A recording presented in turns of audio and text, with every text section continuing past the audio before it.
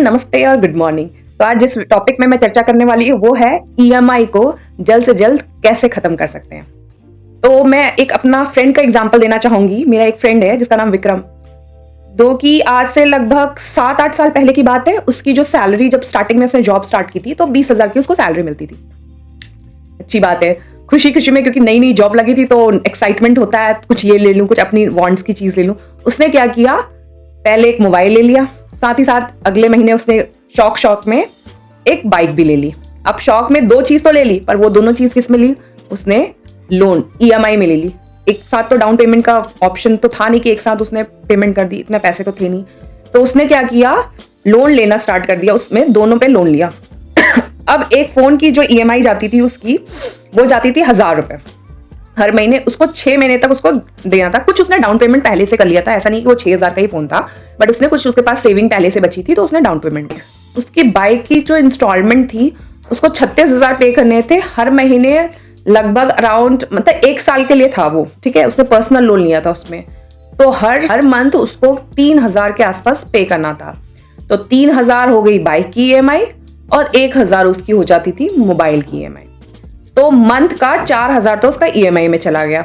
और फिर उसके खुद के खर्चे, जो बेसिक चीज है, जो नीड्स है, जिसको आप फिक्स्ड एक्सपेंस कहोगे, खाने पीने का, इलेक्ट्रिसिटी, रेंट, ये सब।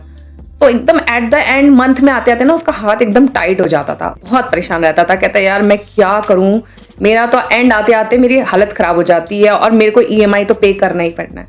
तो मैंने उसको बस एक आइडिया दिया, पहले छोटी जो ईएमआई है तेरा, जो छोटा जो किस्त जानी है, उसको तू पूरा कर। उसने मेरी बात करी, वो कैसे? तो मैंने उसको बताया, मैंने कहा एक काम कर, अभी तू बाइक का थोड़ा सा रुक जा, क्या कर, सबसे पहले जो मोबाइल का तू पेमेंट कर रहा है 1,000 रुपए, तो मैंने कहा उसको डबल कर दे, 1,000 की जगह 2,000 करना स्टार्ट कर हर महीने। 2,000 स्टार्ट करा तो उसका जो 6 महीने उसको पे करना था, 6 महीने में वो उसका क्या होगा, ईएमआई का जो मंथ है, पेमेंट मंथ, वो ऑटोमेटिकली कम हो गया। अब उसको 3 महीने में उसका ईएमआई खत्म हो गई। चलो, एक तो खत्म हुआ।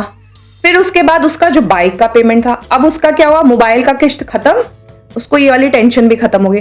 साथ ही साथ मैंने एक उसको सजेशन और दिया। मैंने कहा फ्रेंड सुन मेरी बात, बाइक में तो जो ईएमआई दे रहा है वो तो देना ही देना है, लेकिन थोड़ा सा अपने हाथ में कंट्रोल कर, थोड़ा अपने एक्सपेंस को कम कर ले। ज्यादा मैं नहीं बोल रही हूँ, थोड़ा थोड़ा कर, थोड़ा सा बाहर का खाना कम कर ले, घर में बना ले। तो उसने घर में थोड़ा थोड़ा बनाना स्टार्ट कर दिया। और डेली बेसिस में मैंने कहा तो हर मंथ कपड़े, जूते या इन सब में खर्चा करना थोड़ा सा कम कर दे। उससे उसका क्या हुआ, थोड़े थोड़े उसने अपने एक्सपेंस को कट आउट करना शुरू कर दिया।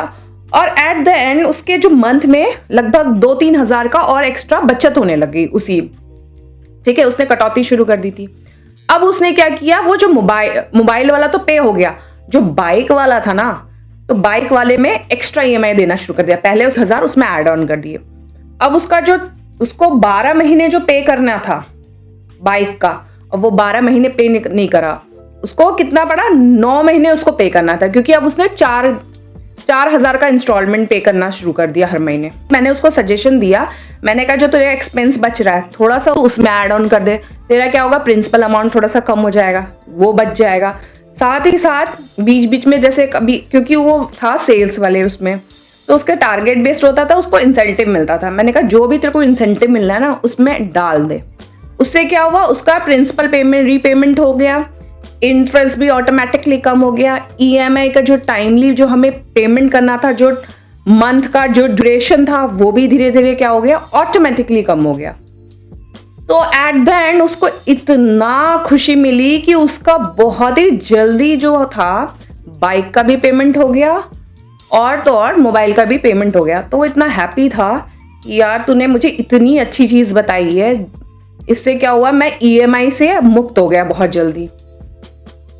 तो फ्रेंड्स, मैंने तो उसको एक सजेशन दे दी, आप सब भी अगर इस ईएमआई के जंजाल में फंसे हो तो ये एक तरीका जरूर है। मैं ये नहीं कहूंगी कि ईएमआई लेना गलत है, लो, बेसिकली हाउस लोन के लिए भी मैंने भी लिया है। तो मैं हमेशा ऐसे कोशिश करती हूँ, कोई बल्क पेमेंट होती है, मेरे को कोई बोनस मिल गया, कुछ मिल गया, मैं एक्स्ट्रा उसको पेमेंट को प्रिंसिपल में डाल देती हूँ। तो मेरा ऑटोमेटिकली प्रिंसिपल अमाउंट कम होता है, इनडायरेक्टली मेरा इंटरेस्ट कम हो गया, मेरा ईएमआई का मंथ का ड्यूरेशन कम हो जाता है। और साथ ही साथ जो स्ट्रेस होता है ना सबसे बड़ा, मुझे लगता है हर एक बंदे को स्ट्रेस ज़रूर होगा इस चीज़ का कि यार मेरे को हर महीने ईएमआई देना है, ईएमआई देना है, ईएमआई देना है के चक्कर में आधा तो स्ट्रेस ये इसी में झेलता रहता है। तो मैं भी वो टेक्निक अपनाती हूँ, मैंने अपने फ्रेंड्स को भी यही टेक्निक बोली और आज वो खुश है, हैप्पी है कि चलो मेरा ईएमआई भी टाइमली कंप्लीट हो गया, ख़त्म हो गया और इस ईएमआई के झंझट से भी मैं छूट गया और मेरे जो रिक्वायरमेंट है, जो मुझे चाहिए था, वो भी उस लोन से पूरा हो गया।